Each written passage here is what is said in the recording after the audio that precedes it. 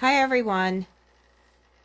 Today I'm showing you a road that leads up to southern Douglas County. This would be a route if someone were to leave Gannon's house and drive up to southern Douglas County. Now, this is only one town that I chose. It's called Westcreek, and it's right here, and it would take 1 hour and 6 minutes to drive. It is northwest actually. So going to the left is west, going straight up is north, and going the other way would be east. And of course, down is south. As you can see, the Westcreek, which is indicated right here by the dot, is in a forest vegetation area, and I looked at some of the houses for sale. They're like mountain lodges, and they sell for about, some of them are $400,000, some are less. So right now, if you left Mandan Drive, Gannon's home, and drove this route, and it looks like it's Route 25, might be I'm not sure if it's an interstate, but it has this number here. It says 25. Whoops. Okay. So Gannon's house is in El Paso County. And up here, there's a border. This is the area of southern Douglas County.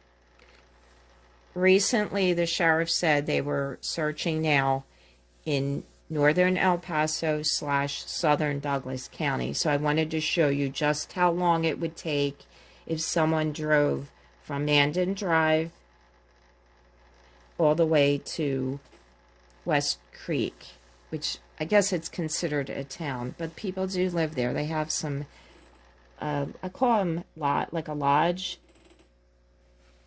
They look like log cabins. Some of them are not like the same kind of houses as on Mandan Drive. So Manitou Springs is right here where I'm pointing, and that's very familiar to the stepmom and the daughter. So I got to go west. That's what my intuitive ability told me, that it's west. Of course, this is more northwest, but close enough.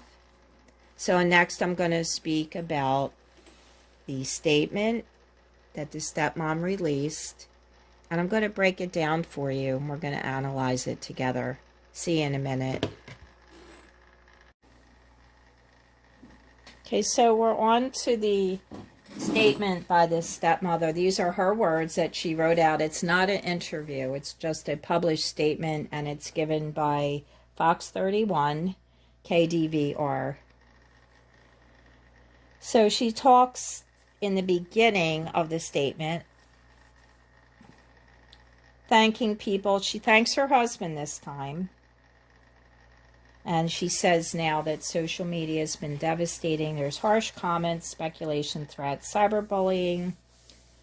And it's been a challenge when people are trying to run you off the road, waiting outside your hotel, threatening to kill you, etc.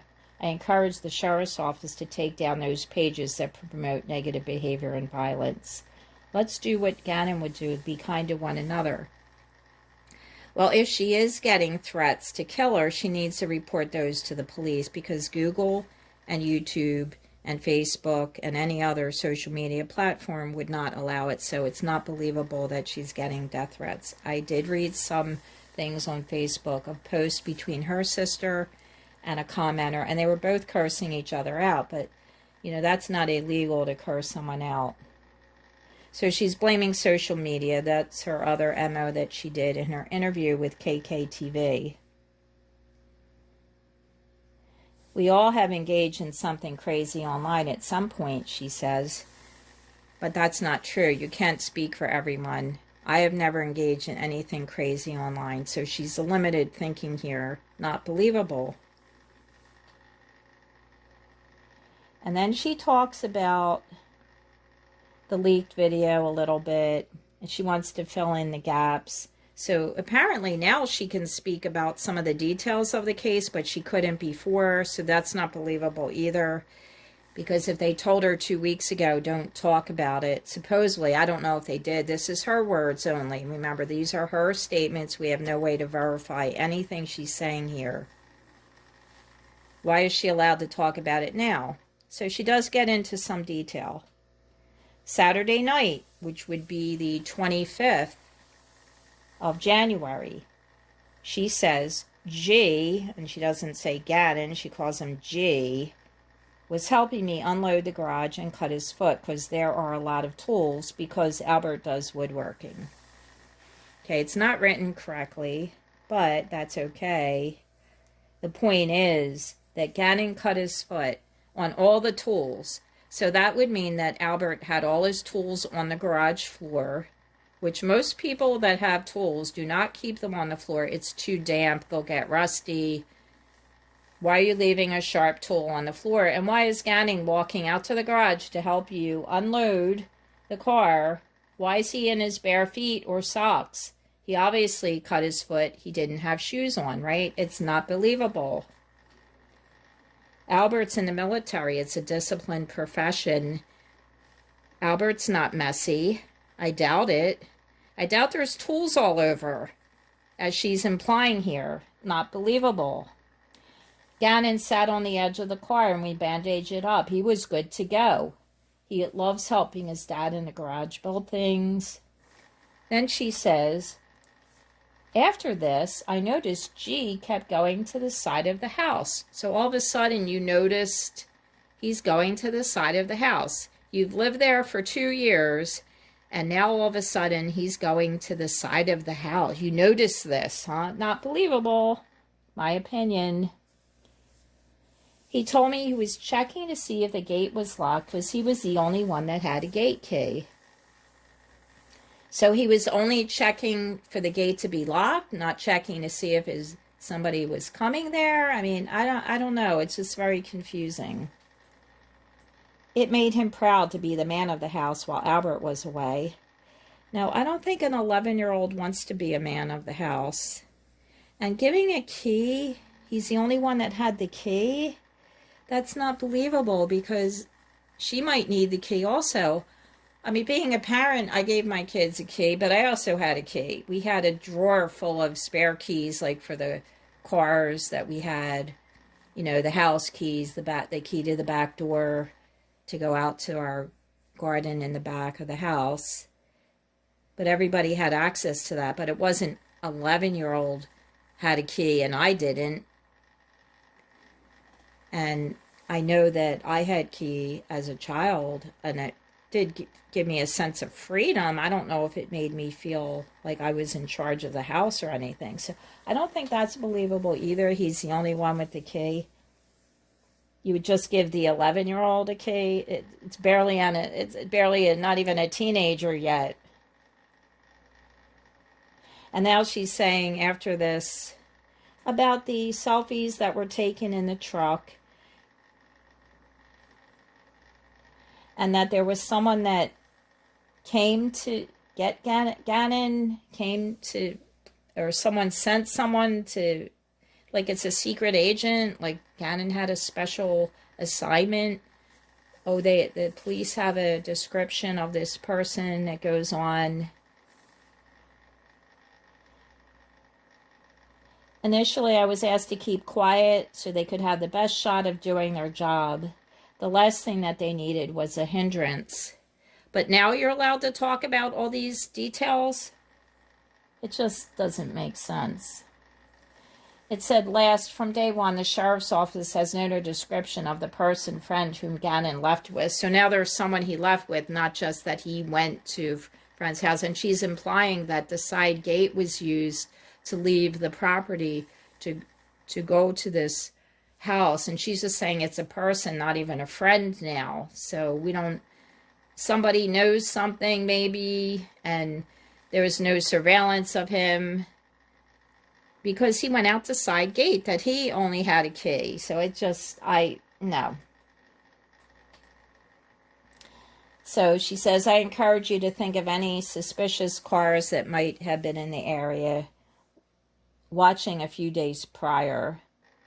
So she's implying that It's almost like a kidnapping, or I don't know. And then she does blast social media, and who cares? She's not getting death threats. You're not allowed to do that anymore. I mean, maybe people did it 10 years ago, possibly. I don't know. When people say, I'm getting death threats, I think they're blowing it out of proportion. You're getting nasty comments, maybe, and we are allowed to talk about this case. This is a well-known case. It's international. It's in newspapers around the world. So unfortunately, when you're this famous now, you're going to be criticized. And then you'll have your fan base also. She didn't thank her fan base because there is a Facebook group that supports her. I just don't think it's believable. It's my opinion, again, as I said. Especially with the cut on the foot. She gets into that right away. And she wants the sheriff to take down the pages. Well, that's not going to happen because no one's making any story up. And we're not going to call in tips unless we have a valid tip.